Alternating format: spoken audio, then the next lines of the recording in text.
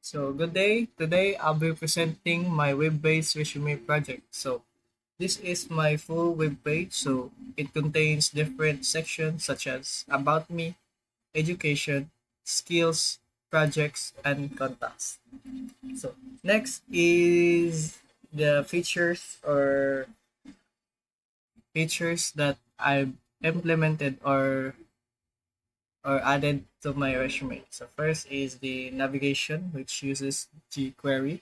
So these features allows users to navigate between sections.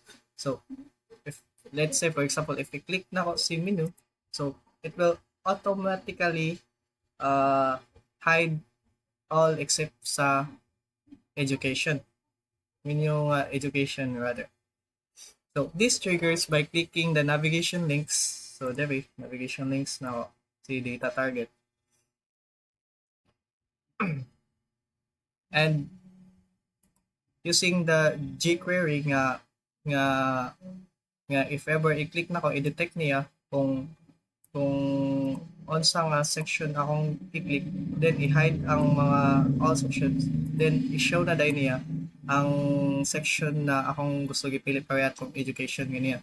Then si kani si remove class is daw is mo ni siya if ever nga katong kani naka-highlight. So if ever gusto ko man ni skills, so i-remove niya ang i-remove niya ang active class ni ni education, then i-add niya kay skills. So mo nang kasi skills.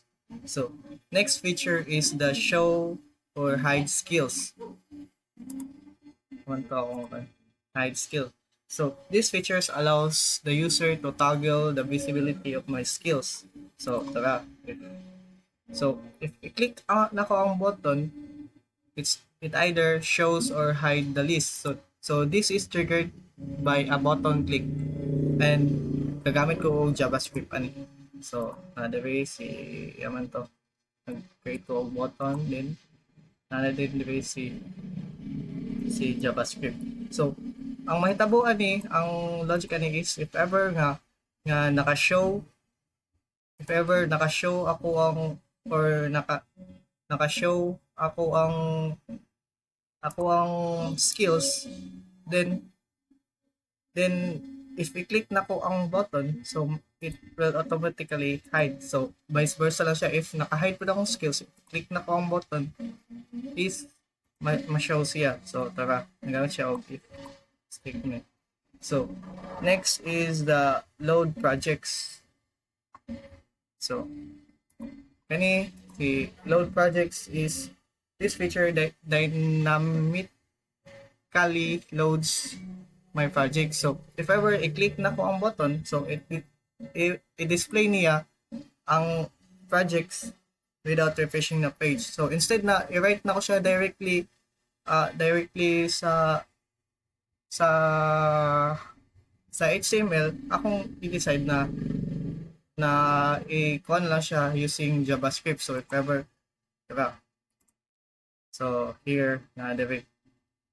So this triggered used by a button click, and I use JavaScript DOM manipulation na so diba? So na I release the then i-con niya si container and so on. I-load na dahil niya ang mga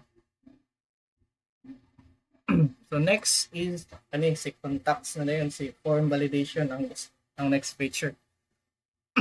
So ang this feature validates sa contact form. So if ever nga dili ko gusto that's na ako send, so magkuan siya nga need nako mag-required og i-fill ang mga required fields.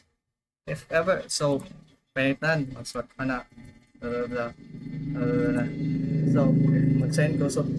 So next is if ever nga dili na ko siya mag-give siya og error if dili na ko mag-type og if wala naka Gmail format else. So tara, ang programa ni so so dere if else gyapon, so mao ni ang mga validate getter sa mga value. So if wala sulod ang kuan, so dapat i-require ang field, then if ever na feel na nimo, so message send ayun.